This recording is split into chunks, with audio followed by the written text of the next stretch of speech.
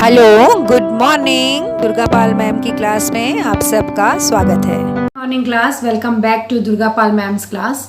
आज की क्लास में हम पढ़ रहे हैं क्लास 8 के लिए वसंत भाग 3 से क्लास 8 का 6th चैप्टर, यह सबसे कठिन समय नहीं।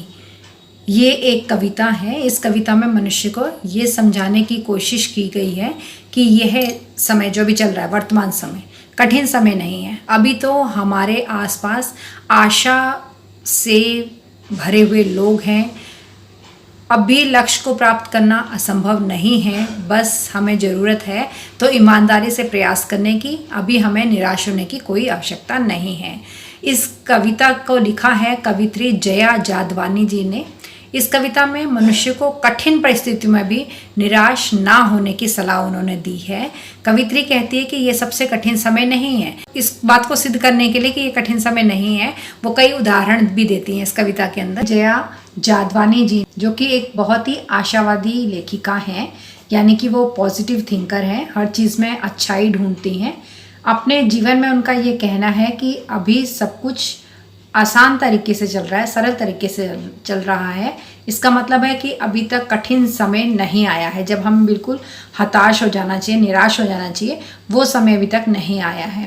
लेखिका कहती है कि अभी भी सब कुछ वैसा ही हो रहा है जैसे पहले होता था।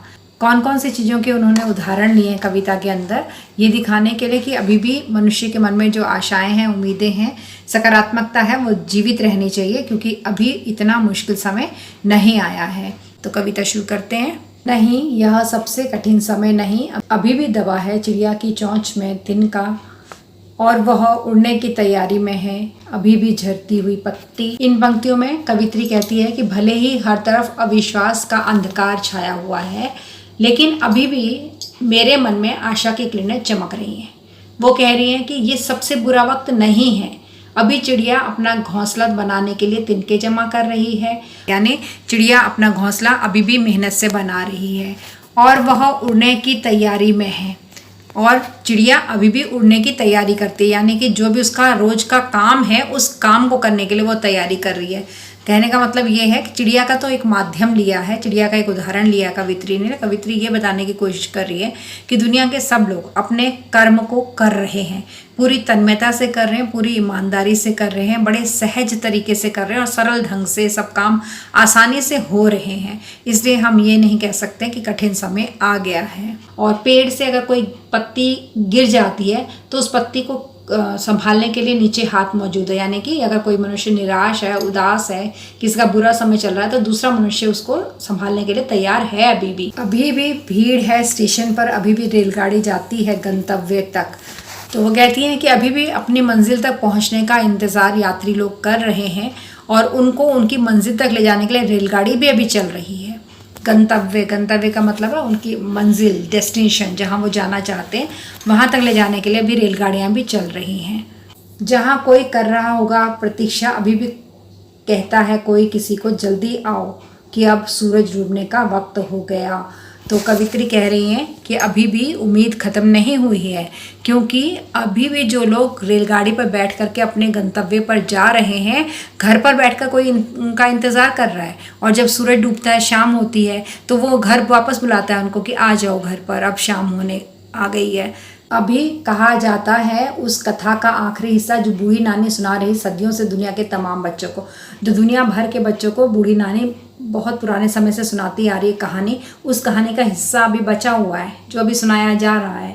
मतलब दादी नानी का प्यार भी बच्चों के साथ अभी वैसा का वैसा है, इसलिए चिंता करने की कोई ज़रूरत नहीं है। अर्थात वो कहना चाहती हैं कि इस दुनिया में जब तक ये दिलचस्प कहानियाँ चलेंगी, दादी नानी अपनी कहानियाँ सुनाती रहेंगी बच्चों तक, तब तक ये दुनिया बसी रहेगी। अभी इसका बुरा वक्त नहीं आया है, घबराने की कोई बात नहीं, दुनिया जीने लायक है, क्योंकि यहाँ पर सब कुछ जो पहले ज़माने में हो रहा था वही अभी भी हो रहा है। अभी आती है एक बस अंतरिक्ष के पार की दुनिया से, लाएगी बचे हुए लोगों की खबर। नहीं, ये सबसे कठिन समय नहीं है।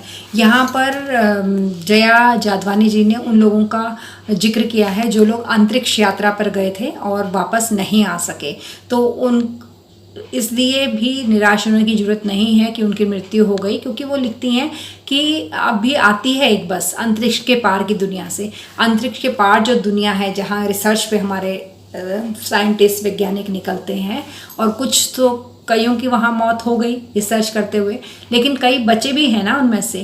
तो वो कहती हैं कि एक बस अभी वहाँ से आनी बाकी है। उन जो बचे हुए लोग हैं वो भी तो कुछ ना कुछ जानकारी लेकर के आएंगे, कुछ बचे हुए लोगों की खबर आएगी ना हमारे पास, तो उससे भी हमें पता चलेगा कि दुनिया में क्या है, अंतरिक्ष के पार क्या है क्या नहीं है। बहुत सारी नई जानकारियाँ अभी दुनिया में आनी बची हुई हैं, अभी बाकी हैं। हम सब कुछ नहीं जानते दुनिया के बारे में, बहुत कुछ रहस्य छिपे हुए हैं, हमें वो सब रहस्य जानने हैं। नहीं, ये सबसे कठिन समय नहीं, इसलिए ये मत मान के चलो कि ये सबसे कठिन समय है। लोगों को आशावादी बना रही हैं, बता रही हैं कि अभी जीना बहुत है, बहुत कोशिशें करनी है, बहुत काम करने हैं, हमें देखना है कि अंतरिक्ष के पार कौन सी दुनिया है, वहाँ क्या होता है, ये सब चीज़ें हमें अभी जाननी है। इसलिए मन को निराश करने की ज़रूरत नहीं है, कठिन समय नहीं है, ये सरल समय है, सहज समय है, सब काम वैसे ही हो रहे हैं जैसे पहले होते थे। तो जया जादवानी बहुत ही आशावादी कवित्री हैं, और उन्होंने लोगों के अंदर भी आशा पैदा करने के लिए ये कविता लिखी है, और उस कविता के माध्यम से उन्होंने बहुत से उदाहरण दिए हैं कि ये सब काम हो रहे हैं, इसलिए चिंता करने की कोई ज़रूरत नहीं है। अभी भी दुनिया पहले जैसी ही है, इसलिए अपने मन में उम्मीद रखो और अपने कामों में सुचारू रूप से लगे रहो। जैसे चिड़िया अपना घोंसला बनाने में लगी रहती है, तो इस तरह से आप भी अपना जो भी काम है उस काम में लगे रहो, उस काम को मेहनत से करो। दुनिया का कठिन समय अभी नहीं आया है, मतलब दुनिया खत्म नहीं होने वाली है, दुनिया अभी बहुत लंबी चलेगी, बहुत से रहस्य भी जानने को बाकी हैं दुनिया में। इसलिए जो लोग निराशावादी हैं कि कुछ नहीं हो सकता, उन लोगों को उम्मीद जगानी है कि जीवन में बहुत कुछ बचा हुआ है।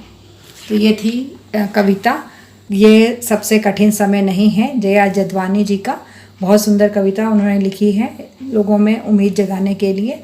तो मैं भी उम्मीद करती हूँ कि आपको कविता की व्याख्या समझ में आ गई होगी। अगर समझ में आ गई है तो 4 काम कीजिएगा, लाइक का बटन दबा दीजिएगा, 2 दोस्तों के साथ शेयर जरूर कर लीजिएगा, चैनल को सब्सक्राइब नहीं कर रखा है तो सब्सक्राइब कर लीजिएगा, और बेल आइकन को दबा दीजिएगा ताकि आगे आने वाली वीडियो के नोटिफिकेशन आपको मिलते रहें।